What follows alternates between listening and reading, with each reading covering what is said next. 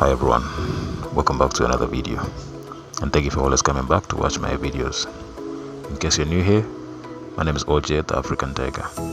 Please consider subscribing, like the video, and also comment down to let me know what you think.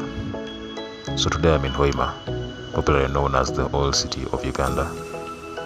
Commercially viable oil deposits were discovered in this region in 2006, and since then there's been deliberate efforts by the government to mine this oil out. Hoima is a city located in the western part of Uganda, also known as the Albertine region.